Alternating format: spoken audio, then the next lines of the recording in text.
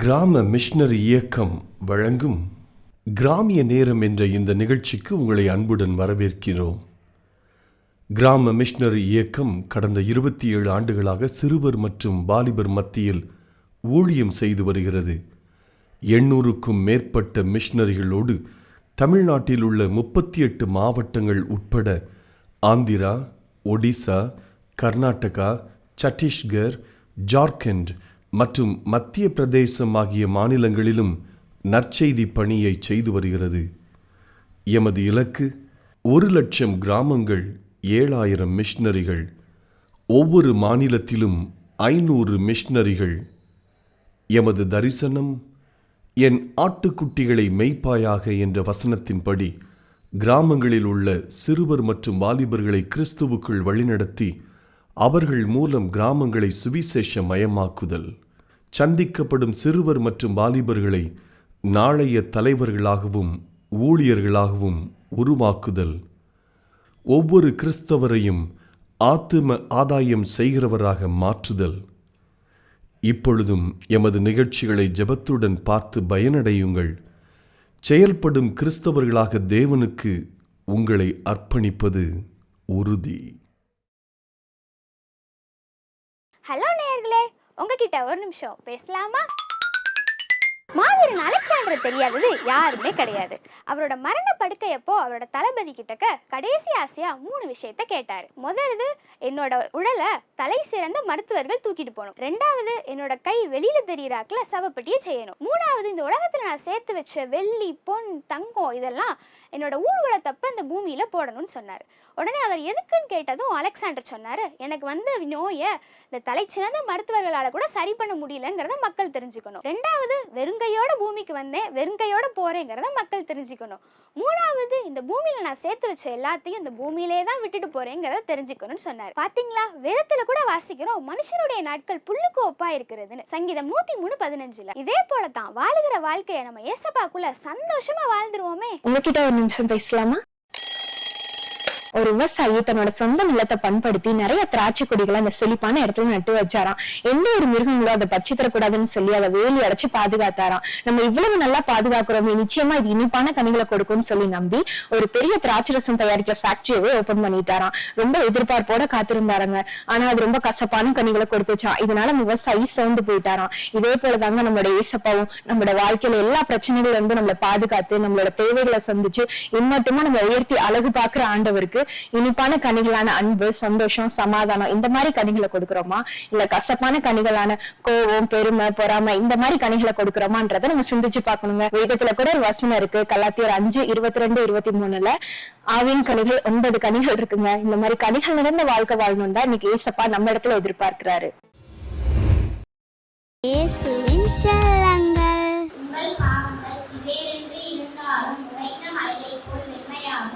அவைகள் இரத்தாம்பர சிவப்பாய் இருந்தாலும் பஞ்சை போல ஆகும். ஏசாயா 1:18.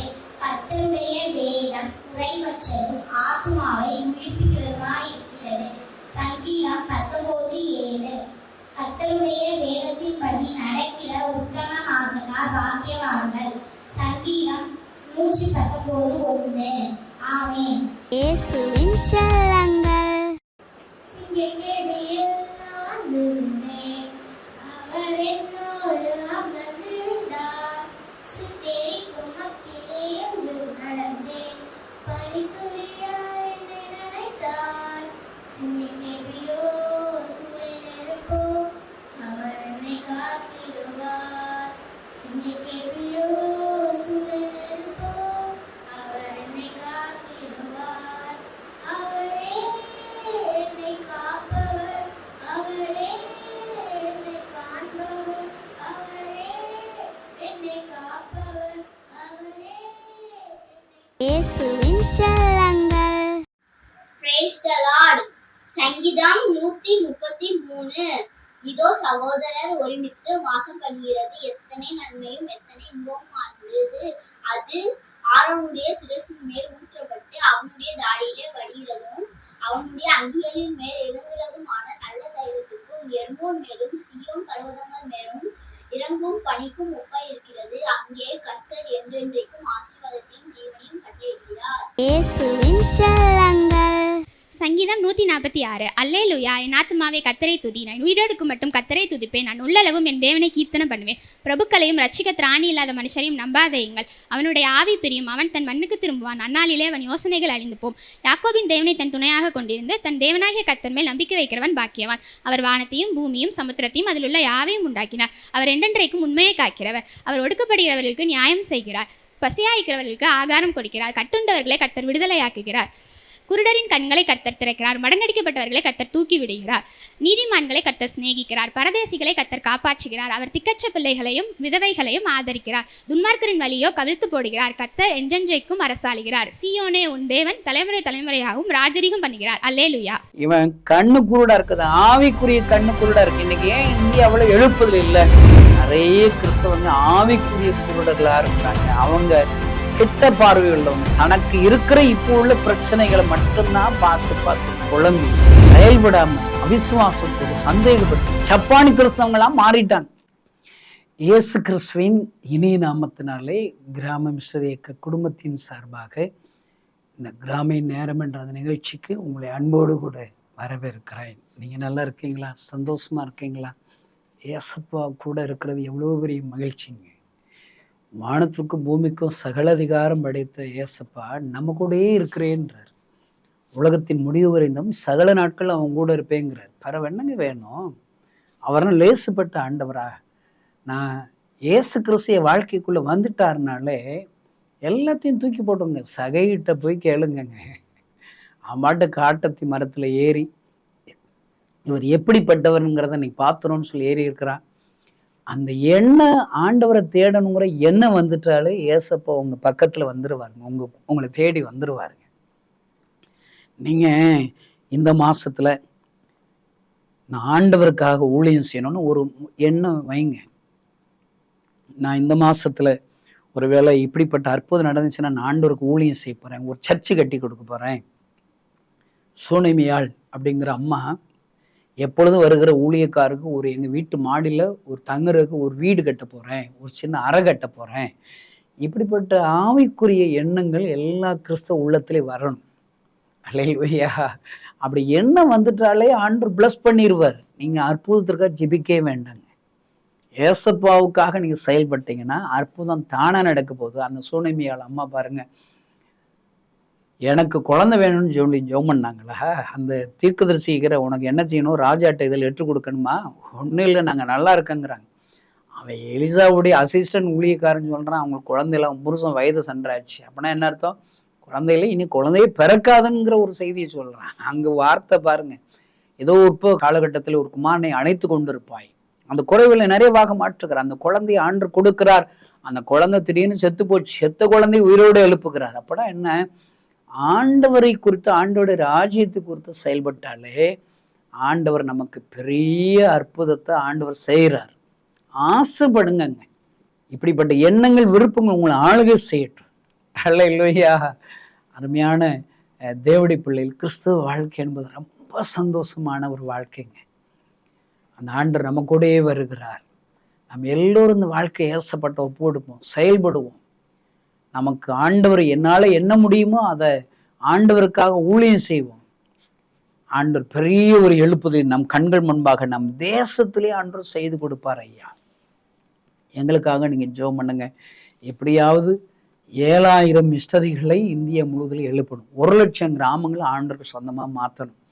இதற்கான திட்டத்தை கொடுத்துருக்காரு. ஒவ்வொரு மாநிலத்திலையும் ஒரு 10 ஏக்கராவது இடம் வேணும். உங்களுக்கு தெரிஞ்சு ஏதாவது ஒரு இந்தியாவில் இருக்கிற மாநிலத்தில் இந்த கிராமத்தில் ஒரு 10 ஏக்கர் இருக்குது பிரதர், இந்த இடத்த நீங்கள் வாங்கலாம், இது உங்களுக்கு யூஸ்ஃபுல்லாக இருக்கும். உங்களுடைய ஆலோசனைகள் எங்களுக்கு வரவேற்கப்படுகிறது. ஒருவேளை உங்களுக்கு ஆலோசனை கொடுக்க முடியல, நீங்கள் இருக்கிற இடத்துலேருந்து நீங்கள் ஜெபம் பண்ணுங்க. இந்தியாவில் எழுப்புதல் வரணும்னு நினைக்கிறீங்களாங்க? எங்களை ஆண்டவர் பயன்படுத்தணும், 7000 முழுநேர மிஷனரிகளுக்கு தரணும், 1,00,000 கிராமங்கள் ஆண்டவருடைய வார்த்தைகளுக்கு அறிவிக்கணும், சொந்தமாகணும்னு சொல்லி நீ இருக்கிற இடத்துல ஜெபிக்காவது செய்யுங்க. ஆண்டவர் பெரிய காரியங்களை கட்டாயமாக ஆண்டவர் செய்வார். அல்லேலூயா. ஆண்டவர் உங்களை ஆசீர்வதிக்கட்டும். இன்றைக்கு உங்களோடு கூட பேசும்படி ஆண்டவருடைய சமூகத்திலே நான் ஜெபித்த போது ஆண்டவர் ஒரு காரியத்தை உங்களுக்கு சொல்லிக் கொடுக்கும்படி சொன்னார். லேயாள், எனக்கு ரொம்ப அந்த அம்மாவை பிடிக்குதுங்க. லேயாளுடைய ஆங்கில வார்த்தை என்னங்க? லோவிசா. அது ரெண்டையும் லோவிசாங்கிறது பிரித்து எழுதுக அப்படின்னு சொன்னோம்னா அதில் என்ன போட்டிருக்குது? லோ விசன் அப்படின்னு போட்டிருக்குது. Low vision. நான் இப்போ உங்களை பார்த்து கேட்குறேன், உங்களுக்கு எதுவும் கண்ணில் குறைபாடு இருக்குதா? கண் குறைபாடுனா என்ன? சிலருக்கு கிட்ட பார்வை சரியாக தெரியாது, சிலருக்கு தூர பார்வை இருக்கும். அல்லேலூயா. அவங்களுக்கு எல்லா விஷயத்துலையும் தூரத்தில் இருக்கிற ஒரு பொருள், ஒரு உருவம் யாருக்கு தெரியாது, சிலருக்கு கிட்டத்தில் இருக்க தெரியாது. இல்லை, பலவிதமான வியாதிகள் இருக்கு. ஆவிக்குரிய வாழ்க்கையில் நம்ம எல்லாரும் லோ விசன் உள்ள லோவிசா போல, லேயாள் போலே தாங்க இருக்கிறோம். அல்லேலூயா. அருமையான தேவனுடைய இன்னைக்கு ஏன் இந்தியாவில் எழுப்புதில்லை? எல்லாருக்கும் லோ விசன் இருந்தால் எப்படிங்க செய்யறது? தூர தரிசனம் இருக்கணுங்க. ஊழியத்தை குறித்து, குடும்பத்தை குறித்து, பிள்ளைகளை குறித்து தூர தரிசனம் இருக்கணும். அல்லேலூயா. பாருங்க, நான் ஆண்டவரேங்க ஒரு மனுஷரை இன்னைக்கு மட்டும் இவனை பார்க்கணும், இன்னைக்கு போஷிக்கணும் அப்படிங்க மட்டும் ஆண்டவர் செய்யறது கிடையாது. அவனை குறித்து பெரிய தரிசனம் வைக்கிறார், லாங் தரிசனம் வைக்கிறார். யோசேப்புக்கு அவன் மூலியமா நடக்கிற தேவத்திட்ட எப்போ ஆண்டவர் சொல்றாரு? அவன் சிறு பையனா இருக்கும்போதே அவனை என்ன செய்யறார்? முன்குறிச்சு அவனை வளர்ந்த பிறகு இவன் மூலியமா எத்தனை லட்சக்கணக்கான எகிப்து ஜனங்களுக்கு ஆசீர்வாதமா ஒரு அதிகாரியை வைக்கப்பாரு என்று சொல்லி தூர தரிசனத்தோடு தான் ஆண்டவர் எங்கூட இருக்கிறார். அல்லேலூயா. இப்ப உங்களுக்கு லோ விசன், உங்க கூட இருக்கிற ஆண்டவருக்கு பிக் விசன், பெரிய இலக்கு வச்சிருக்கிறார். இன்னைக்கு ஆண்டவர் உங்கள்கிட்ட என்ன தெரியுமா எதிர்பார்க்கிறாரு? முதல்ல இந்த குறைஞ்சு மதிப்பிடுறத குறைஞ்சு சின்ன தரிசனத்தை விடுங்க, பெரிய தரிசனமா இருக்கணுங்க. அல்லேலூயா. இப்ப உங்களுக்கு இந்த செய்தியோடைய சாரம்சம் மீனிங் புரியணும்னா, எனக்கு அடிக்கடி பிடிச்ச தாவீது கோலியாத்து தான் ஞாபகம் வருது. எனக்கு என் பிரசங்கத்துல பல பிரசங்கத்துல அந்த தாவீதையும் கோலியாத்தையும் இழுக்காம இருக்க மாட்டேன். ஏன்னா அவர் ரொம்ப முக்கியங்க. எனக்கு தாவீது ரொம்ப பிடிக்குது. தாவீது சொன்ன ஒரு வார்த்தை தான் இன்னைக்கு இவ்வளவு பெரிய தலைவனா என்னை மாத்திருக்குது. என்ன வார்த்தை? கர்த்தரையின் வலது பாரசத்தில் வைத்திருக்கிறபடியால் நான் அசைக்கப்படுவது இல்லை. தாவீது என்ன நம்புறான்? என் வலது பக்கத்துல கர்த்தர் இருக்கிறத நம்பிட்டாங்க. இந்த செய்தியை கேட்குற நீங்களும் நம்புங்கங்க. உங்க அப்பா உங்க கூட இருக்கிறார், உங்க வலது பக்கத்துல இருக்க நம்புங்கங்க. பாருங்க, அதனால சிங்கம் வந்து பயப்பட மாட்டான், கரடி வந்து பயப்பட மாட்டான். அங்க இருக்கிற யுத்த களத்துல இருக்கிற சவுளோடு இருக்கிற யுத்த வீரர்களும் கோலியாத்தை பார்த்து பார்த்து பயப்படுறாங்க. அவங்களுக்கு தெரியல பாருங்க, குறைஞ்சு மதிப்பிடுறாங்க. இவங்களுக்கு முன்னாடி இருக்கிற கோலியாத்து தான் தெரியுது. ஆனா தாவீது பயப்பட மாட்டான், ஏன்னா வலது பக்கத்துல கர்த்தர் இருக்காருல்ல. என்ன? அதனாலதான் என்னுடைய வாழ்க்கையில நான் என்ன தெரியுமா ஜெபிக்க கற்றுக்கொண்டேன்? எனக்கு பிரச்சனைகள் நெருக்கங்கள் வரும்போதெல்லாம் வலது புறம் அப்படி பாக்குறது. ஏசப்பா என் கூட இருக்கீங்கள, எவ்வளவுதாங்க கிறிஸ்தவ வாழ்க்கை. சும்மா அப்படி வலது புறம் திரும்புங்க. பிரச்சனை பற்றி சும்மா அழுமுஞ்சியா இருக்காதீங்க. நான் செத்து போயிருவேன்னு நினைக்காதீங்க. உங்க பக்கத்துல ஆண்டவர் இருக்கிறார் பாருங்க. ஏசப்பா என் கூட இருக்கீங்கள, சொல்லுங்க. சின்ன பிள்ளை போல மாறுங்க. நமக்குங்க ஏசப்பாவுடைய பார்வையில நம்ம எல்லாரும் சின்ன பிள்ளைகள் தாங்க. அவருக்கு பிள்ளைகள் தானே. நம்ம எல்லாரும் அவரை எப்படி கூப்பிடுறீங்க? பிரதர் எனக்கு 70 வயசாயிருச்சு, நான் அவரை அப்பான்னு கூப்பிட மாட்டேன். உங்களுக்கும் அப்பா தான், எனக்கு அப்பா தான். அப்பா பிதாவே அப்படிதானுங்க கூப்பிடுறோம். அல்லேலூயா. நம்ம எல்லாம் சின்ன பிள்ளைகளா மாறணுங்க. ஒரு கிறிஸ்தவன் சிறு பிள்ளை போல விசுவாசத்தா போதுங்க. அவன் பெரிய காரியங்களை அவனுக்கு உண்டு ஆண்டவர் செய்வாருங்க. ஜெபிச்சாலே சின்ன பிள்ளை போல இருக்கணும், சின்ன பிள்ளை போல ஜெபிக்கணும். என் மக ஒருத்தி, கடைசி 3வது மக சைனி தரசா, ஒரு முறை என்னுடைய கார் ஆக்சிடெண்ட்டில் கார் உடஞ்சிருச்சு, சர்வீஸ் போட்டிருந்தோம். எனக்கு 3 பெண் பிள்ளைகளை ஒவ்வொரு முறையும் 2 வீலர்லையாக போய் விட்டுட்டு வரேன். ஒரு ட்ரிப்பு மூத்தலை விட்டுட்டு, 2வது ட்ரிப் விட்டுட்டு, 3வது இவ்வளோ விட போனால் நம்ம கார் எப்போ வரும்னு கேட்டேன். நம்ம கார் உடஞ்சிருச்சு, சர்வீஸ் போட்டிருக்குது, வரும், கொஞ்சம் டைம் ஆகும் அப்படி சொன்னேன். சொல்கிற டேடி அந்த உடஞ்ச காரே நமக்கு வேண்டாம், எனக்கு பிடிக்கல, அது வேண்டாம், கொடுத்துருங்க, நம்ம புது கார் வாங்கிடுவோன்ட்டேன். நான் சொன்னேன், புது கார் வாங்கினா பணம் தேவை இருக்குது சைனே சொன்னேன். அவள் கொஞ்ச நேரம் அமைதியாக வந்து அவள் யோசித்து சொன்னால், அப்போனா டேடி என் ட்ரெஸ்ஸு வச்சுருக்கிற செல்ஃபில் உண்டியில் வச்சுருக்கிறேன், அதில் கொஞ்சம் காயின்ஸ் இருக்குது, அதை வச்சு கார் வாங்கிருங்கிற, வச்சுக்கோங்க, நான் உங்களுக்கு என்ன என் காசு தரேன்ட்டேன். நான் சிரிச்சேன், ஏய் உன் உண்டியில் வச்சு சின்ன நட்டு கூட வாங்க முடியாது பிள்ளை, ஒரு பார்ட்ஸ் கூட வாங்க முடியாது பிள்ளைன்னு சொன்னேன். அவள் கொஞ்சம் சோர்ந்து போய் கொஞ்சம் அமைதியாக வந்தா. ஏன்னா அடுத்து ஸ்கூலில் போய் இறக்கி விட்டேன். பாய் சொல்லிட்டு போனவ மறுபடியும் டாடி இங்கே வாங்க அப்படின்னு சொல்லி கூப்பிட்டேன். என்ன பிள்ளை? டாடி அதான் அந்த ஏடிஎம் இருக்குல்ல, அதை உள்ளே விட்டாலே ரூபாயா வருதுல்ல டாடி, நீ எவ்வளோ பணம் வேணுமோ அதை உள்ளே விட்டு எடுக்க வேண்டியதானேங்கிற. அவன் நம்பிக்கையை பாருங்க. எங்கள் அப்பாவால் கார் வாங்க முடியும் நம்புறா. நான் சிரிச்சுட்டு வந்துட்டேன். ஒரு நாள் என்னுடைய தேவைகளுக்காக ஆண்டவருடைய சமூகத்தில் கண்ணீரோடு அழுது கொண்டிருந்த போது ஆண்டவர் எனக்கு சொன்னார், ஓ மக ஓ மேலே வச்சிருக்கிற நம்பிக்கையே நீ என் மேலே வைக்க வேண்டியதாண்டா. நான் தான் உனக்கு தகப்பனா இருக்கிறேன். உன் தேவைகளை சந்திக்க மாட்டேனா? ஹல்லேலூயா. நான் விசுவாசத்தில் ஆண்டவர் கைகளில் அர்ப்பணிச்சு விட்டேன். இப்போ எங்கள் ஊழியத்தில் பார்த்தீங்கன்னா ஒரு மிஸ்டரி இயக்கனாலே வீட்டில் போய் ஃபண்டு கலெக்ட் பண்ணும். இதில் நிறைய மிஸ்டரி இயக்கங்களில் ஃபண்டு கலெக்ட் பண்ணணும், பகுதி நேரமாக நிறைய பேர் இருப்பாங்க. ஆனால் எங்களுக்கு அப்படியெல்லாம் நிறைய எங்களுக்கு உதவி செய்கிற பகுதி நேர ஊழியர்கள், ஒரு நாளைக்கு 1 மணி நேரம் ஊழியம் செய்கிற நண்பர்கள் இருக்கணும். அது தேவைன்னு சொல்லி ஜெபிக்கிறோம். வருகிற நாட்களில் ஆண்டவர் அப்படிப்பட்ட நபர்களை ஒவ்வொரு பட்டணத்துக்கு ஒவ்வொரு தாலுக்காக்குள்ளையும் ஆண்டவர் எழுப்பும்படி நீங்களும் ஜெபிங்க, நானும் ஜெபிக்கிறேன். ஆண்டவர் பேசினார்னா நீங்கள் கூட எங்கள் பகுதிகளில் நான் உங்களுக்காக ஏதாவது உதவி செய்கிறேன். என்ன செய்யணும்? எங்கள் ஊழியத்துக்காக ஒரு ஜெபக்குள்ள ஆரம்பிங்க. எங்கள் ஊழியத்திற்காக யாராவது காணிக்க கொடுக்குறவங்க இருந்தாங்கன்னா அவங்கள கலெக்ட் பண்ணி எங்களுக்கு அனுப்பி வச்சதுனாலே நாங்கள் மிஸ்டரிகளை அனுப்பி வச்சிடலாம். 7000 மிஸ்டரிகளை அனுப்பி வைப்பதற்கு துரிதப்படலாம். ஹல்லேலூயா. ஆனால் எங்களுக்கு அப்படி பகுதி நேர ஊழியர்கள் இல்லாதனால முழு நேர ஊழியர்களே போய் காணிக்க கலெக்ட் பண்ண வேண்டி இருக்குது. பாருங்க, இப்போ சாயங்காலம் 6 மணிக்கு மேலே தாங்க கிராமத்தில் ஜெபக்குழு ஆரம்பிக்க முடியும். வாலிபர் ஜெபக்குழு, கொர்நேலி ஜெபக்குழு, அற்புத ஜெபக்குழு, சுகமளிக்கும் கூட்டம், இப்படி எல்லாம் சாயங்காலத்தில் தானுங்க வர முடியும். ஏன்னா காலேஜ் போயிட்டு ஸ்கூல் போயிட்டு சாயங்காலத்துக்கு மேலே தானே எல்லா கிராமத்துக்கும் ஆள் வர்றாங்க வேலைக்கு போயிட்டு. ஆனால் சாயங்காலத்துக்கு மேலே எங்கள் ஊழியர்கள் எல்லாம் காணிக்க கலெக்ட் பண்ண வந்துடுவான் முழு நேர ஊழியர். ஏலை அங்கே ப்ரேயர் செல் தொடங்குடா. என்ன அவங்க 1000 ரூபா மாதம் தருவாங்கண்ணே. சாயங்காலம் போனால் தானே அவங்க வீட்டுக்காரர் இருப்பார், சாயங்காலம் தானே வர சொல்லுவாங்க. 1000 ரூபா வாங்கினா தானே வாடகை கட்ட முடியும், சோறு சாப்பிட முடியும்னு சொல்லி அங்கே போயிடுறான்.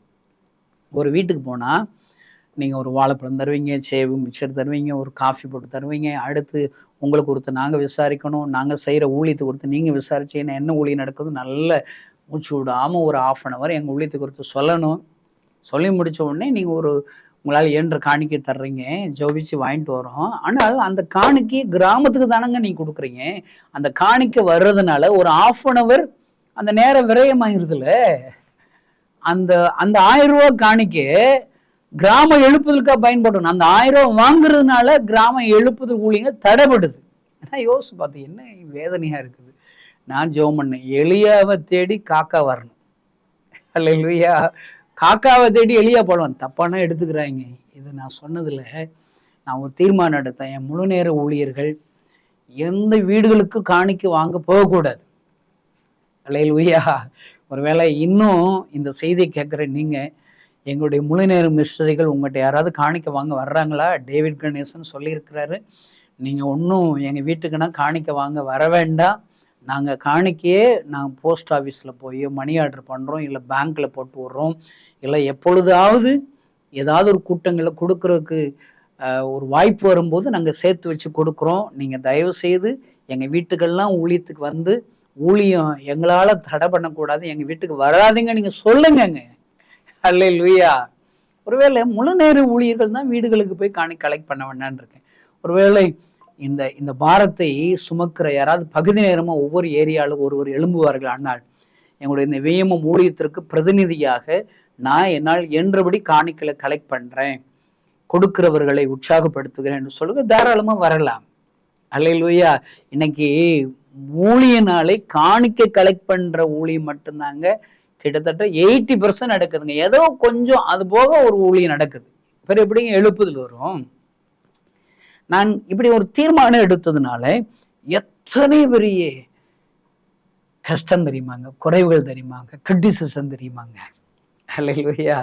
அருமை தேவனுடைய பிள்ளைகளே, நம்ம இன்னைக்கு இருக்கிற பிரச்சனைகளை பார்க்க கூடாது.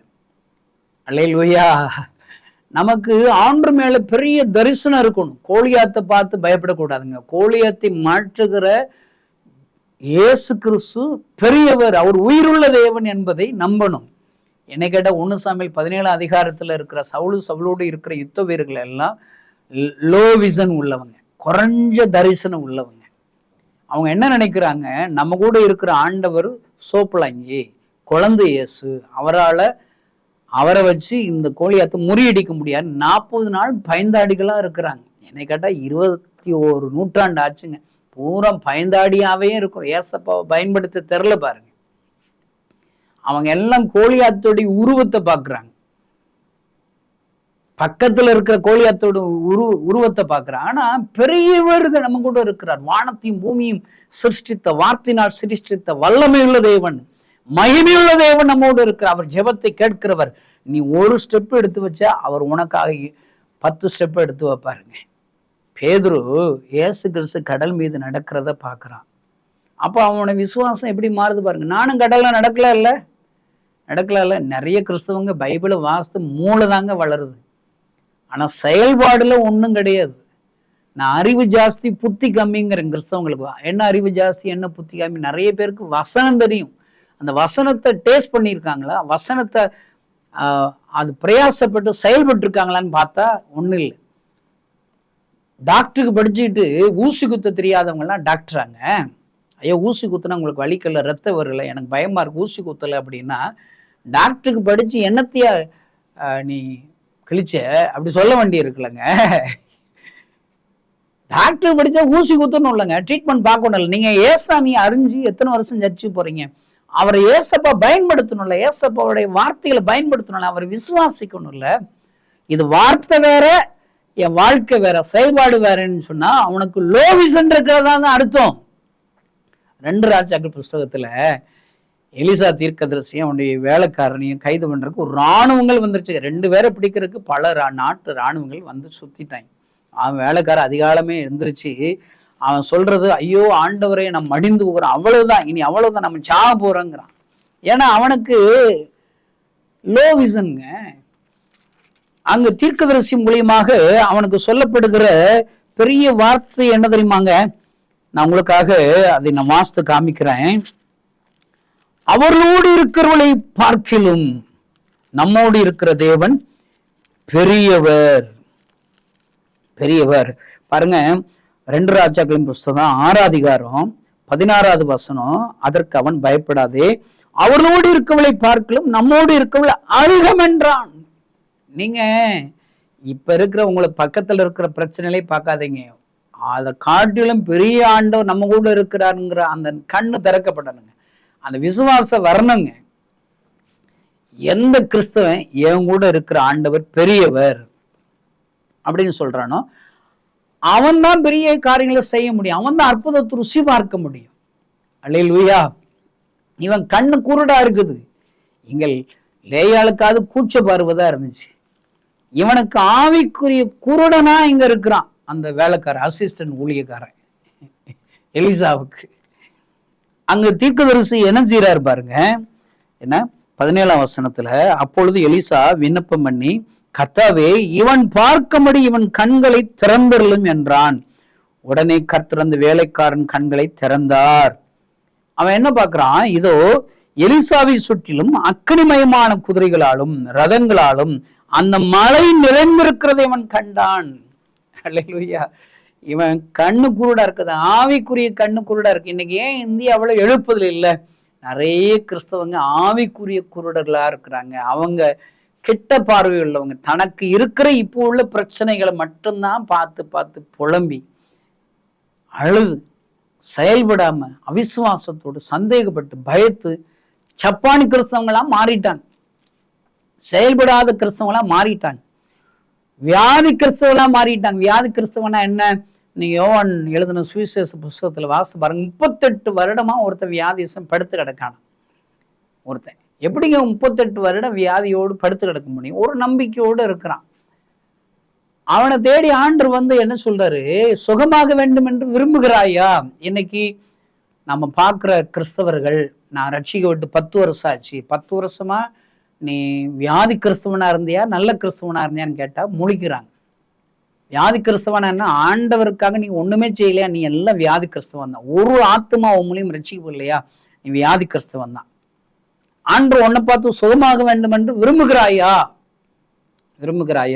எல்லாருங்க இயேசு எனக்கு அற்புதம் செய்த, என்ன அற்புதம் செய்தான்னு சாட்சி சொல்றாங்க. நான் அப்படி சாட்சி சொல்றவங்களுக்கு நான் ஒரு பேர் வச்சிருக்கிறேன், அவங்கெல்லாம் அறக்கிறிஸ்தவங்க. எனக்கு குழந்தை பாக்கியத்துக்காக ஜெபித்தேன், குழந்தை கொடுத்தாரு. கடன் பிரச்சனைக்காக ஜெபிச்சேன், கடன் பிரச்சனை அடைச்சாரு. வீடு இல்லைன்னு ஜெபம் பண்ணேன், வீடு கொடுத்தேன். நல்லதுங்க, அதெல்லாம் ஜெபத்தை கேட்கறதே. இன்னும் உங்களுக்கு அற்புதம் செய்வார். இன்னும் உங்களுக்கு இன்னும் ஜெப குறிப்புகள் ஜெபிக்கணும், எங்கிட்ட நீங்க தொடர்பு கொள்ளுங்க. உங்களுக்காக நாங்களும் பாரம் எடுத்து ஜெபிக்கிறோம். ஆண்டவர் உங்களை ஆசீர்வதிக்கிறதாங்க அவருக்கு தெரியும், உங்களை ஆசீர்வதிப்பார். ஆனா அதை மட்டும் சொல்லிக்கிட்டே இருக்கக்கூடாதுங்க.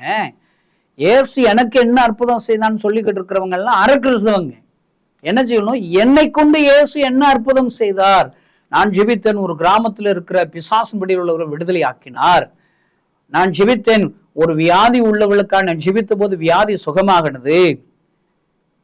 லீதியாட்கள் உள்ளம் திறந்தது போல நான் பிரசங்கித்தேன், அவங்க லீதியால் உள்ளத்தை திறந்தார், ரட்சிக்கப்பட்டார்கள். என்னை கொண்டு ஆண்டவர் என்ன செய்தார் என்று சொல்லுகிற சாட்சிகள் வேணும் ஐயா. அன்பு கிறிஸ்தவ நண்பர்களே, சும்மா எனக்கு அற்புதம் செஞ்சான்னு சொல்லிட்டு போயிடாதீங்க. என்னை கொண்டு என்ன செஞ்சார், அதுதான் முழு கிறிஸ்தவம். இன்றைக்கு ஏன் எழுப்புதலில் பூரா அறக்கிறிஸ்தவங்களா இருக்காங்க. இன்னும் இந்த வசனத்தின்படி பார்த்தா குருடர்கள் ஐயா, குருடர்கள். அவங்களுக்கு எல்லாம் நம்ம ஜெபிக்க வேண்டி இருக்குது. இவன் பார்க்கும்படி, குருடான கண்கள் திறக்கப்படும்படி, ஆவிக்குரிய கண்கள் திறக்கப்படும்படி, கேயாசின் கண்கள் திறக்கப்பட்டது போல இன்றைக்கு இருக்கிற எல்லா கிறிஸ்தவருடைய கண்கள் திறக்கப்படும்படி ஜெபிக்கிறேன். அவங்க ஆண்டவருடைய வல்லமை அறியல, அவர் எப்படிப்பட்ட ஆண்டவர் நம்ம கூட இருக்கிறாருங்கிறத அறியலைங்க. நான் உங்க மத்தியில பேசுகிற என் பேர் கணேசன் தான். எனக்கு எங்கங்க இயேசு பத்தி தெரியும். நான் விருதுநகர் பக்கத்துல ஒரு சின்ன கிராமத்துல இருக்கிறேன். எங்க ஊருக்கு வர்ற கிறிஸ்தவங்கள் எல்லாம் அருவாளத்துக்கு வெட்ட போயிடுவேன். ஏன்னா என்னடா இவங்க மதம் மாத்த வந்திருக்கிறாங்க, தான் கடவுளை குறித்து எதுக்கடா ஊரா சொல்றாங்க, இப்படிதான் அனுப்பேன். ஏன்னா எனக்கு லோ விசன் தானுங்க, எனக்கு அவ்வளவுதான் சிந்தனை, அவ்வளவுதான் என்னுடைய பார்வை. என்ன ஒரு நாள் மருத்துவர் பரிசோதித்து உங்க இருதயத்துல வியாதி இருக்கு, நீங்க 6 மாசத்துல செத்து போயிருவேன்னு சொல்லி மரண தேதி முன்குறிச்சார். அழுதேன். கடவுள் தான் உங்களை காப்பாற்ற முடியும்னு சொல்லிட்டாரு. கிறிஸ்தவங்களுக்கு ஒரு ஜாமி தான், எனக்குன்னா அப்படி இல்லைங்க. பலர் கடவுள்கள் இருக்கிறாங்க. எல்லா இடத்துக்கும் போவோன்னு சொல்லி ஏறி இறங்காத இடமே இல்லை, ஒரு பிரயோஜனம் இல்லை. நான் நடந்தாலே இழப்பு வந்துடும். சரி, சாகிறது சாக போறோம், கன்ஃபார்ம் ஆயிடுச்சு. இந்த கிறிஸ்தவங்க சாமியை கும்பிட்டு சாக வேண்டியது. அவங்க வாட்டு வெக்கப்படாம தெருவில் நின்று பிரசங்கம் பண்ணாங்க, நம்ம அறுவாளத்துக்கு விரட்டினமே, கேலி பண்ணமே, கிண்டல் பண்ணமே. அந்த சாமியை கும்பிட்டு பார்ப்போம், காசா பணமாங்க, வாயா வலிக்க போகுது, சும்மா கேட்டு பார்ப்போம்னு சொல்லி சர்ச்சுக்கு போனேன். அவங்க பண்ற பிரசங்கம் புரியல, பாடுற பாட்டு புரியல. ஜெபம் பண்ணும்போது சும்மா ஒரு நிமிஷம் ஜெபம் பண்ணுறது, ஏசப்பா எனக்கு உயிர் வாழ ஆசைப்படுறேன்னு சொல்லி ஜெபம் பண்ணுங்க.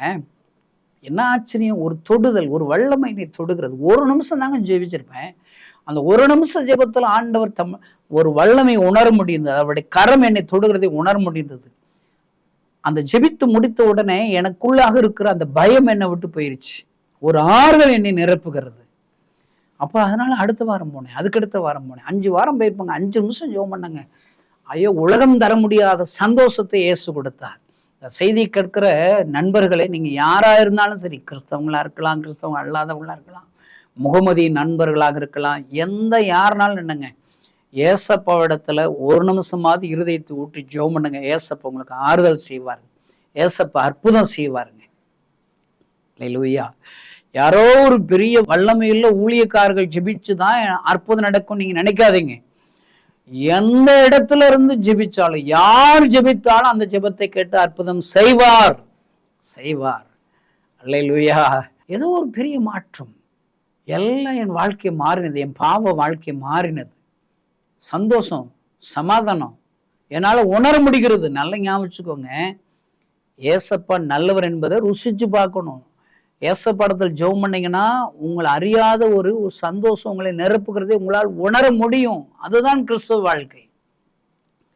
மறுபடியும் என்னை டாக்டர் எடுத்து செக் பண்ணா வியாதி இருந்ததுக்கான அறிகுறி கூட இல்லைன்ட்டாருங்க. அல்லேலூயா. சும்மா இருக்க முடியுமா? அன்னையில இருந்து ஏசப்பா ஊழியத்தை நான் செய்யறேங்க. என் ஆண்டவர் வியாதியை சுகமாக்குறார் என்ற நம்பிக்கை, விசுவாசம். இன்னைக்கு எல்லா இடத்துலயும் நான் போய் சவால் விட்டு சொல்றேன், எனக்கு ஏசப்பா சுகம் கொடுத்தார்ல, உனக்கும் சுகம் கொடுப்பார், உனக்கு அற்புதம் செய்வார் எல்லாம் சொல்லுகிற அருமையான தேவனுடைய பிள்ளைகளே. உங்களுக்கு லோ விசன் இருக்குதாங்க, நீங்க கவலைப்பட்டு அழுதுகிட்டே இருக்க வேண்டிதான். ஆண்டு பாருங்க, பெரிய தரிசனத்தோடு தான் உங்கள் அருகில் இருக்கிறார். அல்லேலூயா. அண்ணாள் குழந்தைக்காக ஒருவேளை அழுறாளா? சக்களத்துகள் மனமடி உண்டாக பேசுகிறார்களா? பாருங்க, ஆண்டவர் அவளுக்கு சில அற்புதங்களை தாமதப்படுத்துகிறார், குழந்தை பிறதை தாமதப்படுத்துகிறார். எதற்காக? தரமானதை தரும்படி. அவள் ஒரு நாள் இருதயத்தை ஊட்டி ஜெபிக்க வேண்டும் என்று காத்திருக்கிறார். அல்லேலூயா. இன்னைக்கு பிரச்சனையை வச்சு அவள் சாப்பிடாம இருக்கிறா, அழுகிறா, சஞ்சலப்படுறா. இதான் வாழ்க்கை. இருதயத்தை ஊட்டி அவள் ஜெபிக்கும் போது, பொருதனையோடு ஜெபிக்கும் போது சாமுவேலை ஆண்டவர் தருகிறார். அந்த சாமுவேல் மூலம் பெரிய திட்டம் வைத்திருக்கிறார். ஒருவேளை உனக்கு வருகிற அற்புதம் தாமதித்து கொண்டு இருக்கிறதா? நான் உங்களுக்கு சொல்றேன், பெரிய திட்டத்தை உங்க மேல வச்சிருக்கிறதுனால என்னைக்கு தாமதப்படுத்துகிறார். அதான் உன்னுடைய கண்கள், தரிசன கண்கள் விசாலப்படும்படி நான் ஜெபிக்கிறேன். தூர பார்வை வேணும். ஆண்டவர் இன்றைக்கு உங்களை நம்பி ஒரு ஆசீர்வாதம் கொடுக்கிறாரு. அந்த ஆசீர்வாதத்தினால பெரிய திட்டம் வச்சிருக்கிறாரு. பைபிள்ல யோவான் புஸ்தகத்துல யாக்கோபின் கிணறு, அந்த கிணற்றுல உட்கார்ந்துதான் சமாரியஸ்தரிக்கு ஆண்டவர் என்ன செய்கிறார்? சுவிசேஷத்தை சொல்லுகிறார். அந்த சுவிசேஷத்தை கேட்ட அந்த சமாரியஸ்தரி ஓடுகிறாள். ஒருவர் என்னுடைய வாழ்க்கை எல்லாம் சொல்லிவிட்டார், அவர் கிறிஸ்துதானா என்று பாருங்கள். தனக்கு தெரிந்த இயேசுவை பிரசங்கிக்கிறாள். அங்க இருக்கிற நூற்றுக்கணக்கான பேர்கள் இயேசுவை பார்த்து அவள் எல்லோரும் இயேசுவை ஏற்றுக்கொள்கிற, ரட்சிக்கப்படுகிறார். நல்லா கவனிச்சுக்கோங்க. இப்ப கிணறு வெட்டும் போது யாக்கோபுக்கு தெரியாது, பல நூற்றுக்கணக்கான ஆண்டுகளுக்கு பின்பாக இந்த கிணறை வச்சுதான் சமாரியாவிற்கு சுவிசேஷம் போகணும், நூற்றுக்கணக்கான பேர் ரட்சிக்கப்பட போறாங்கன்னு சொல்லி தெரியாது. தூர தரிசனம் வேணுங்க. அல்லேலூயா. இப்ப எங்க ஊழியமே கிராம ஊழியங்கிறோம். நிறைய பேர் சொல்லலாம், கிராம ஊழியம் பார்த்தா எப்படிங்க காசு வரும்? அது கிராமத்துல குறிப்பா சிறுவர்கள் மத்தியில தான் நிறைய ஊழியம் செய்யும். மாசத்துல ஆலயமில்லாத கிராமங்கள்ல 1,00,000 சிறு பிள்ளைகளை நாங்கள் சந்திக்கிறோம். ஆண்டோட அன்பை சொல்லி கொடுக்கிறோம். எல்லாரும் சொல்லுவாங்க, இதெல்லாம் வீணு, நீங்க வைக்கிற அந்த வாலிபர் முகாம்லாம் வீண், 1,00,000 வாலிபர்கள் கூடி வருகிறார்கள், அதெல்லாம் வீணு, அந்த சிறுபிள்ளைகள் மத்தியில ஊழியம் செய்யறது வீணு. அவங்க எல்லாம் இப்ப உள்ள ரிசல்ட்டை பாக்குறாங்க. எல்லாரும் ஏன் தெரியுமா கிராம ஊழியத்துக்கு வரமாட்டேன்? இப்ப போனா காசு வராதுங்க, கிட்ட பார்வை உள்ளவர்கள். ஆனா ஆண்டோடைய வார்த்தை என்ன தெரியுமா சொல்லு? தண்ணீர் மீது உன் ஆகாரத்தை போடு, நீண்ட நாட்களுக்கு அப்புறமா இதன் பலனை காண்பாய். தூர தரிசனம் இருக்கணுங்க. அல்லேலூயா. அருமையான இந்த செய்தியை கேட்கிற அன்பு சகோதரனே, சகோதரி, லேயாள் கூச்ச பார்வை உள்ளவளாக இருந்தாலும் அவள் அற்பமாய் எண்ணப்பட்டதை கர்த்தர் கண்டு அவ கூட இருந்து அவளை ஆசீர்வதிக்கிறார். ராகேலுக்கு இருக்கிற ஆசீர்வாதத்தை விட லேயாளுக்கு ஆண்டு கொடுத்த ஆசீர்வாதங்க தாங்க ரொம்ப. இன்றைக்கு ஆண்டு உன்னோடு கூட இருக்கிறார், உன் வாழ்க்கையை மாற்ற விரும்புகிறார். அதில் பெரிய தரிசனத்தோடு அவர் கைகளில் அர்ப்பணிப்போம். என் ஆண்டு உயிருள்ள ஆண்டவர், ஜீவிக்கிற ஆண்டவர், நான் ஜெபித்தால் பதில் கொடுப்பார். அவரால் செய்ய முடியாத ஒரு அற்புதம் அந்த உலகத்துல கிடையவே கிடையாது. என்னை கொண்டு அவர் பெரிய காரியங்களை செய்ய முடியும். அற்பமாய் என்னை கொண்டு லட்சங்களுக்கு ஆசீர்வாதமாக என்னை மாற்ற முடியும். இந்த நம்பிக்கையோடு ஆண்டவரை பின்தொடர்ந்தாங்க தூர தரிசனம் உள்ளவர்கள். அல்லேலூயா. நல்ல ஞாபகம், உங்களுக்கு கிட்ட பார்வையா தூர பார்வையா? இன்றைக்கு ஆண்டு உன் கண்கள் திறக்கிறார். அவர்களோடு இருக்கிறவர்களை காட்டிலும் நம்மோடு இருக்கிற தேவன் பெரியவர். இன்றைக்கு உன் கண்ணு முணுக்க கிட்ட இருக்கிற கோலியாத்தி பார்க்கணும். கோலியாத்தி முறியடிக்கிற என் ஆண்டவர் பெரியவர். அல்லேலூயா.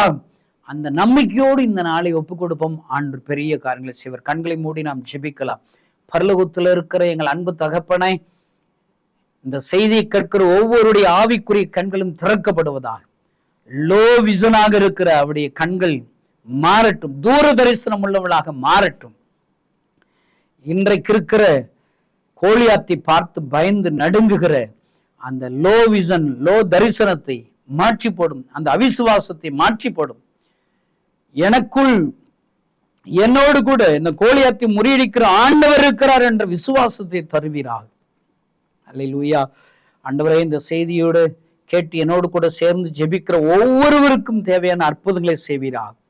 கர்த்தர் மனமிறங்கி அவளை வியாதியை சுகப்படுத்தும், குழந்தை பாக்கியத்தை தாரும், திருமண தடைகள் நீங்கட்டும், வேலை கிடைப்பதாக, சொந்த வீடு கட்டுவார்களாக, அவள் விரும்புகிற அற்புதங்கள் இயேசுவின் நாமத்தினாலே நடப்பதாக, அடைக்கப்பட்ட வாசல்கள் திறக்கப்படுவதாக இயேசுவின் நாமத்தினாலே ஆசீர்வதிக்கிறேன். இயேசுவின் நாமத்தினால் பிதாவே, ஆமென். இந்த செய்தி நிச்சயமாக உங்களை செயல்பட தூண்டிருக்கும் என விசுவாசிக்கிறோம். நீங்களும் எங்களோடு இணைந்து தேவனுக்காக ஏதாவது செய்ய விரும்புகிறீர்களா? கீழ்கண்ட எங்களது ஊழிய திட்டத்திற்காக ஜெபிக்க முன்வரலாமே.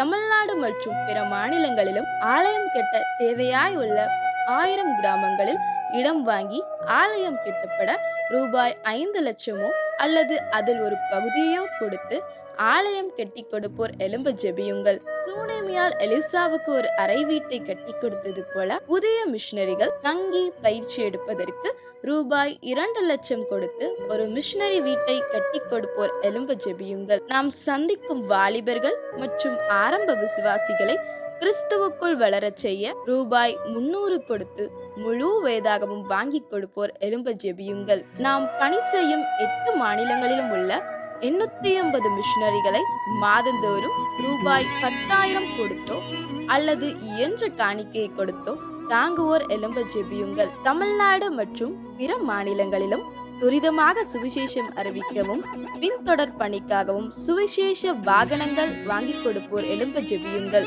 தங்கள் வாலிப மற்றும் சிறு பிள்ளைகள் ரட்சிக்கப்பட, அபிஷேகிக்கப்பட மற்றும் இயேசுவுக்கு சாட்சியுள்ள பிள்ளைகளாக வளர கண்மணி பிள்ளைகள் இயேசுவுக்காக திட்டத்தில் தங்கள் பிள்ளைகளை இணைக்கிற பெற்றோர்கள் எழும்ப ஜெபியுங்கள். இந்தியா முழுவதிலும் இன்னும் துரிதமாக நம் மிஷனரி பணிகள் நடக்க மாதந்தோறும் அல்லது வருடத்திற்கு ஒரு முறையாவது ரூபாய் 1000 கொடுத்து எழுப்புதல் விரும்பும் பங்காளர் திட்டத்தில் இணைகிற அநேகர் எழும்ப ஜெபியுங்கள். மேலும் எங்களோடு தொடர்பு கொள்ள விரும்பினால் திரையில் காணும் எங்கள் முகவரியும் குறித்துக் கொள்ளுங்கள். கிராம மிஷனரி இயக்கம், தபால் பெட்டி எண் 51, விருதுநகர் 626001. இந்த நிகழ்ச்சியையோ அல்லது எங்கள் ஊழியத்தையோ நீங்கள் தாங்க விரும்பினால் எங்கள் தொலைபேசி எண்ணை குறித்துக் கொள்ளுங்கள். 7378000444. கர்த்தர்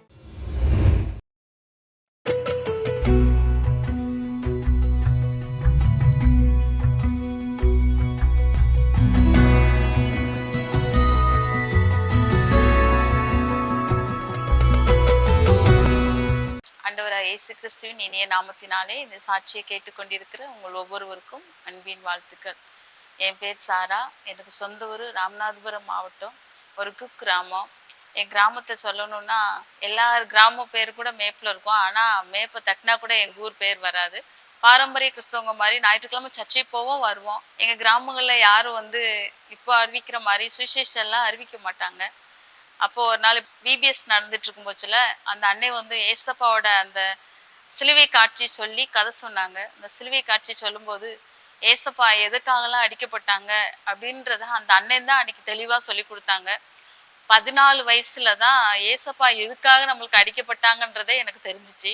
அப்போ என் வாழ்க்கை ஆண்டவருக்கு ஒப்பு கொடுத்தேன். நம்ம செய்கிற சின்ன வயசுல செஞ்ச சின்ன சின்ன பாவங்கள் எல்லாம் சுட்டி காட்டி இதுக்காக தான் ஏசப்பா அடிக்கப்பட்டாங்க, இதுக்காக தான் ஏசப்பா தன்னோட உயிரை கொடுத்தாங்க, ஆண்டவர்கிட்ட என்னை ஒப்பு கொடுத்தேன். ஆண்டவரே, நான் செய்கிற இந்த சின்ன சின்ன தப்புனால எனக்காக நீங்கள் இவ்வளோ அடிபட்டீங்களா, இவ்வளோ ரத்தத்தை சிந்தினீங்களான்னு சொல்லி அன்னைக்கு என் வாழ்க்கை ஏசப்பாக்கு நான் ஒப்பு கொடுத்தேன்.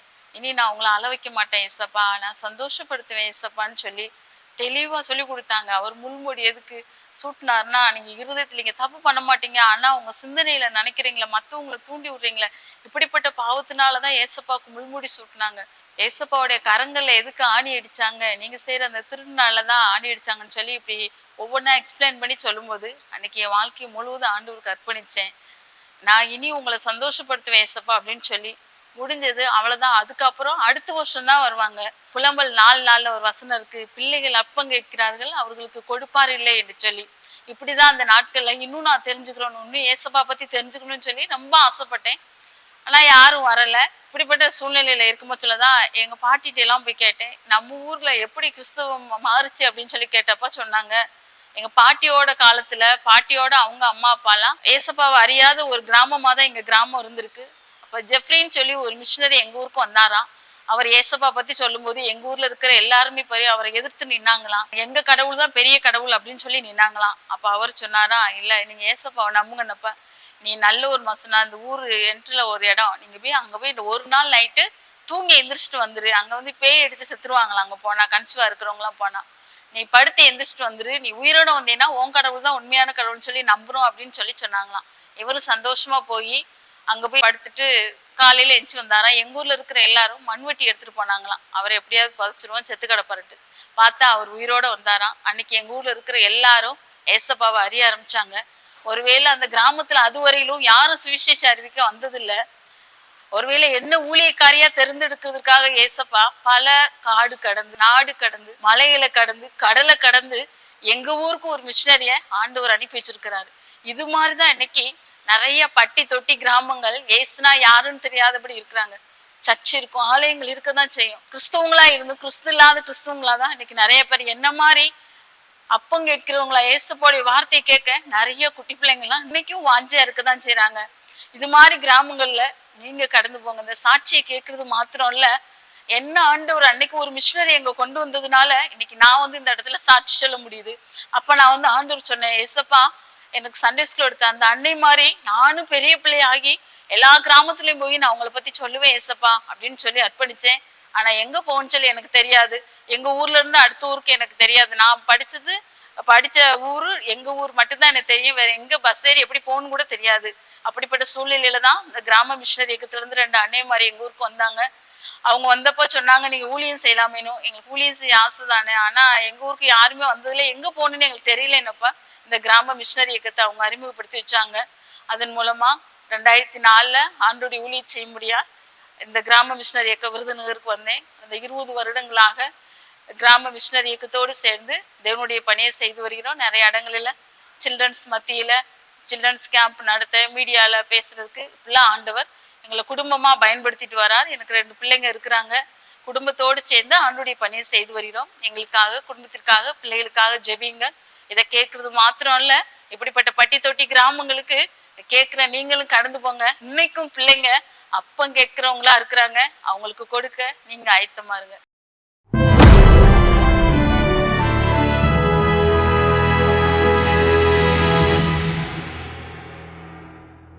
ஒவ்வொரு நாளும் ஆண்டவர் நமக்கு கொடுக்கக்கூடிய ஒரு கிஃப்ட் இல்லை.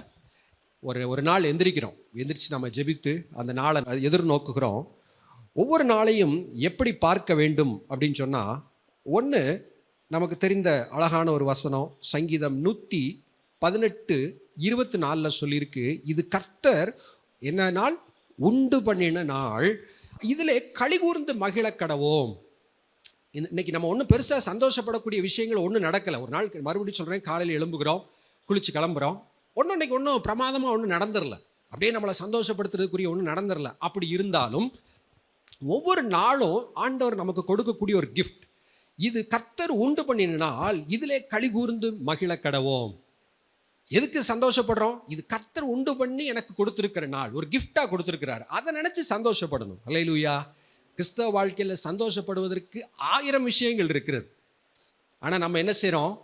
எங்கேயாவது கவலைப்படுறதுக்கு வாய்ப்பு கிடைக்குமா, ஏதாவது கவலை கிடைக்குமான்னு தேடி பெருக்கி குப்பையெல்லாம் பெருக்கி, ஏமி கார்மைக்கேல் எழுதுறாங்க, எங்கேயாவது கிடக்கிற முள்ளெல்லாம் எடுத்து வரிசையாக வச்சு அது மேலே உட்காந்துக்கிறோம் அப்படின்னு எழுதுறாங்க கிறிஸ்தவங்க. ஏமி கார்மைக்கேல் என்ன சொல்கிறாங்க? முட்கள் அங்கங்கே கிடக்கு, கஷ்டப்பட்டு தேடி எடுத்து ஒரு இடத்துல ஒன்றா வச்சு அது மேலே என்ன செய்கிறோமா? உட்காந்துக்கிறோம். இவ்வளோ முள் என்னை குத்திக்கிட்டு இருக்கு பின்னாடி அப்படின்னு சொல்லி. இல்லை, கவலையை தேடுகிறோம். ஆனால் தேடி பார்த்து நம்முடைய ஆவிக்குரிய கண்கள் திறக்கப்பட்டால் சந்தோஷமாக இருப்பதற்கான 1000 வழிகள் நம்மை சுற்றி இருக்கிறது.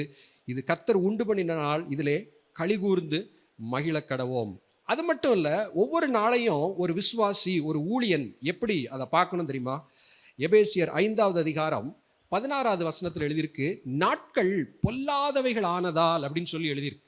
இப்போதான் பார்த்தோம் கர்த்தர் உண்டு பண்ணின நாள் அப்படின்னு சொன்னோம். அதே வசனம் சொல்லுது நாட்கள் பொல்லாதவைகள் அப்படின்னு எழுதியிருக்கு. ஏன் பொல்லாதவைகள்? பொல்லாங்கனாகிய பிசாசு இந்த பூமியிலே சுற்றி கொண்டிருக்கிறான், ஜனங்களை வஞ்சித்து நரகத்துக்கு நேராக இழுத்து போய் கொண்டிருக்கிறான், பாவத்தினால் நிறைந்த உலகம். அதனால தான் எழுதியிருக்கு பொல்லாதவைகள் ஆனதால் நாட்கள். நமக்கு அதோட சேர்த்து ஒரு கட்டளையும் கொடுத்துருக்கு, காலத்தை பிரயோஜனப்படுத்தி கொள்ளுங்கள். அப்போ ஒவ்வொரு நாளையும் 2 வகையாக பார்க்குறோம். ஒன்று சந்தோஷம், கர்த்தர் கொடுத்த நாள். இன்னொன்று என்னது? இந்த நாள் உலகம் பொல்லாங்குக்கு கீழே இருக்குது, இந்த நாள் ஒரு பொல்லாத நாள். எத்தனையோ பேர் பிசாசின் அடிமைத்தனத்தில் சிக்கி கொண்டிருக்கிற இந்த நாளிலே நான் ஏதாவது செய்ய வேண்டும், காலத்தை பிரயோஜனப்படுத்தி செயல்பட வேண்டும். இது ஒவ்வொரு நாளையும் கிறிஸ்தவன் பார்க்க வேண்டிய ஒரு டியூயல் விஷன், 2 கண்ணோட்டம் அப்படிங்கிறத நீங்கள் மனசில் வச்சுக்கணும். சந்தோஷமாகவும் பார்க்கணும், இது பொல்லாத நாள், இதில் நான் என்ன செய்யணும், ஏதாவது செய்ய வேண்டும் என்கிற ஒரு தேடுதல் ஒவ்வொரு நாளும் நமக்குள் இருக்க வேண்டும்.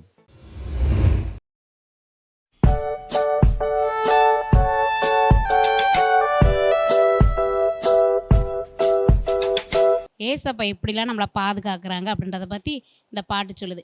ஃபஸ்ட்டு பாட்டை கேட்கலாமா? கத்த நல்லவர் இக்கட்டு நாளிலே ஆரணான கோட்டையாவரே, தம்மை நம்பிடும் அனைவரையுமே என் தேவன் அறிந்திருக்கிறார். கத்த நல்லவர் இக்கட்டு நாளிலே ஆரணான கோட்டையாவரே, தம்மை நம்பிடும் அனைவரையுமே என் தேவன் அறிந்திருக்கிறார். இவ்வளோதான் குட்டீஸ் பாட்டே. ஈஸியாக இருக்கா பாட்டு? சரி, இந்த பாட்டுக்குரிய ஆக்ஷன் பார்க்கலாமா? கத்த நல்லவர் இக்கட்டு நாளிலே ஆரணான கோட்டையாவரே, தம்மை நம்பிடும் அனைவரையுமே என் தேவன் அறிந்திருக்கிறார். கத்த நல்லவர் இக்கட்டு நாளிலே ஆரணான கோட்டையாவரே, தம்மை நம்பிடும் அனைவரையுமே என் தேவன் அறிந்திருக்கிறார். ஓகே குட்டீஸ், நீங்களும் இந்த பாட்டை பாடி ஏசப்பா ஞாபகத்தை மகிமைப்படுத்துங்க. தேங்க்யூ.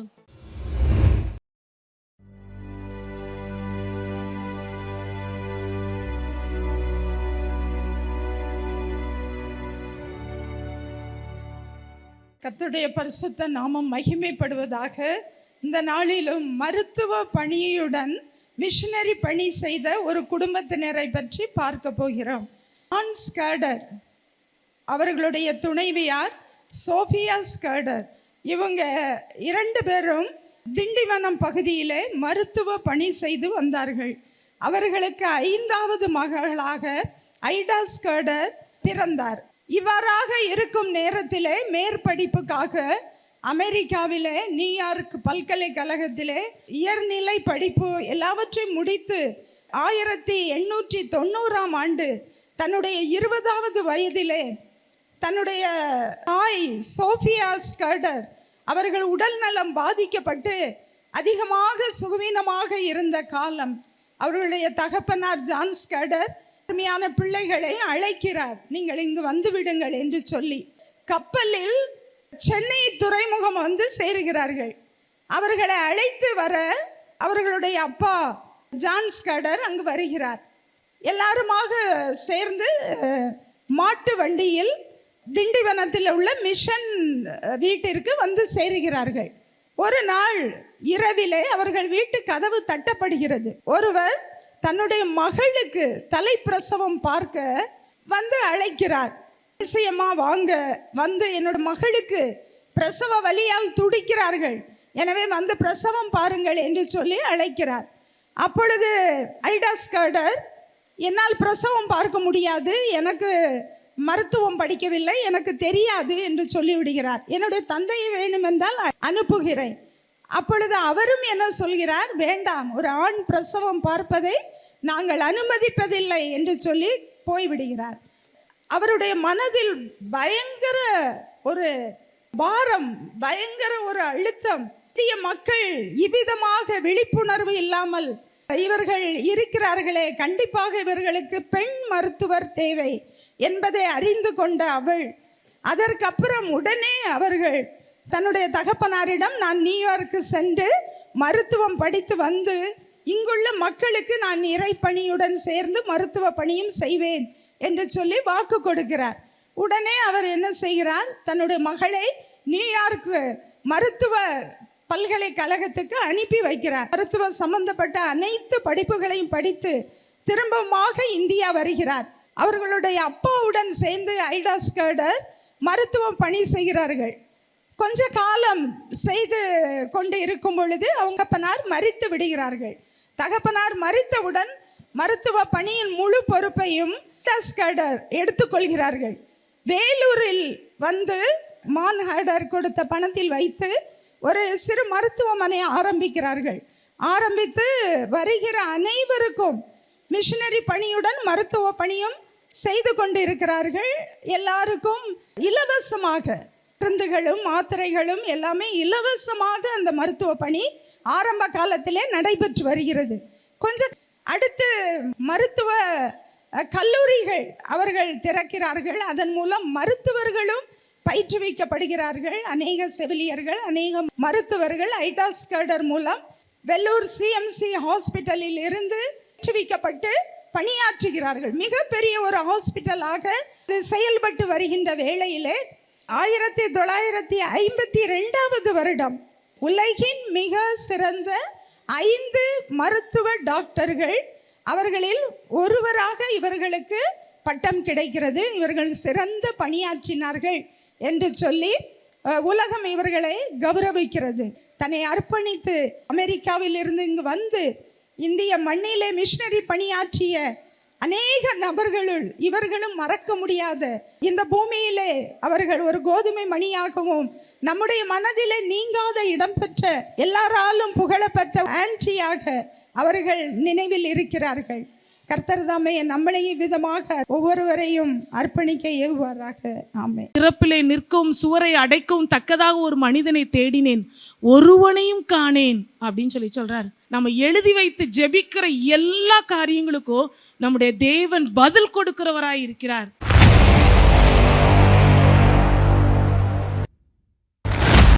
டாக்டர் சாம் கமலேசன் அப்படின்னு சொல்லி ஒரு தேவ மனிதர் உண்டு. அவங்க சொல்கிற காரியம் என்ன அப்படின்னு சொன்னா, ஜெபம் ஒரு வல்லமையான ஆயுதமா.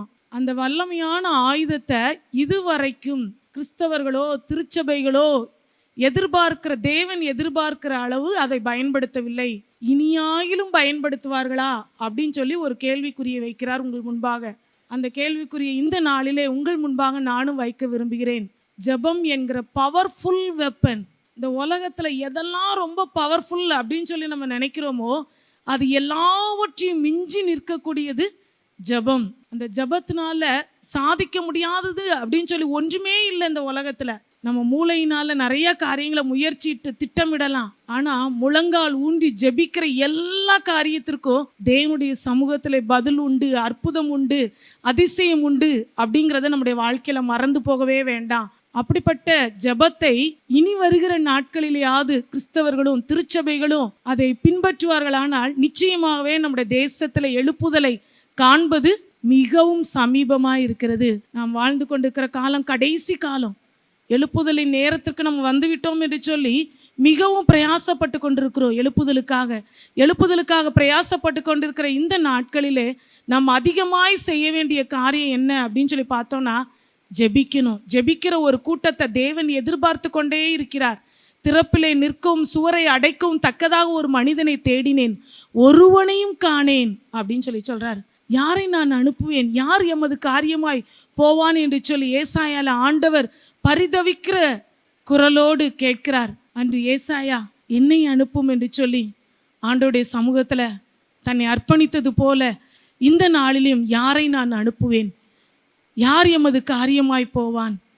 இந்த பாரத்தை பெற்றுக்கொள்ளும்படி அங்கே வந்திருக்கிற ஒவ்வொருடைய உள்ளங்களையும் ஆண்டவர் தட்டி எழுப்ப வேண்டும்.